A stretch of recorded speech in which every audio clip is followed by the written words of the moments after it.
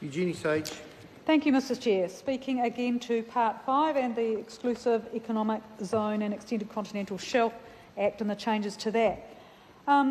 The Green Party, like others, shares concerns about the provisions in this, particularly in new Section 53, about the Minister appointing boards of inquiry for publicly notified Section 20 activities. And while the Minister has explained that there's a desire to make this similar to the RMA, there is a huge possibility of there being quite a politicisation of the process here, with the Minister both appointing the Board of Inquiry, setting the terms of reference, though the Select Committee did change this slightly to require that the terms of reference only be in relation to administrative matters rather than generally, but there is still a problem there, because if the terms of reference are to relate to administrative matters, potentially they can limit and constrain the budget for the Board of Inquiry, which would then limit its ability to truly inquire into the environmental effects and ways of avoiding, remedying and mitigating those. And because there is no ability to appeal the Board of Inquiry decisions to the Environment Court, there is not a sufficient check and a balance. And again, we come back to what the rationale is for these changes to the Act. Now, the Minister explained in relation to policy statements for the EEZ that it was his idea, but I would just like to remind him of what the Ministry for the Environment said in the regulatory impact statement.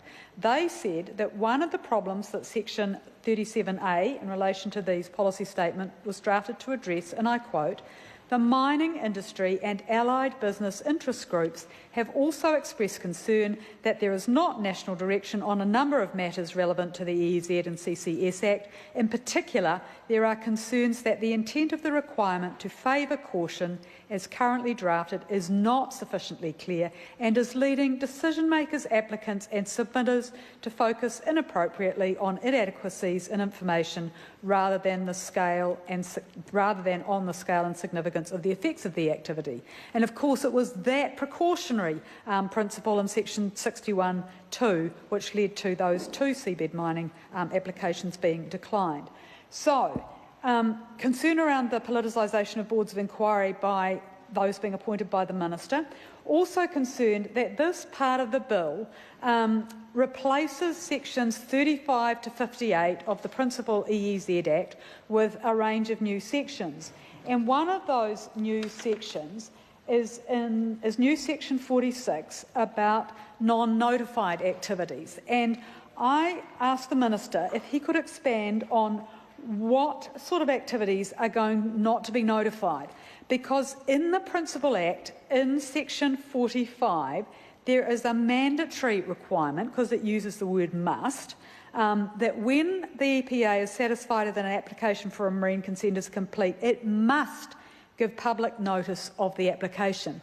And, Mr Chair, that is because of the important principle that our oceans are a common property resource. They are there for all of us and they are being managed on behalf of all of us. It's not like private land. So that's why in the Principal Act there is this emphasis on public notification so that the public can get involved in these critical decisions, particularly when there's for things like seabed mining. And as we saw with Trans-Tasman Resources and Chatham Rock Phosphate, there was huge public interest and involvement in those activities.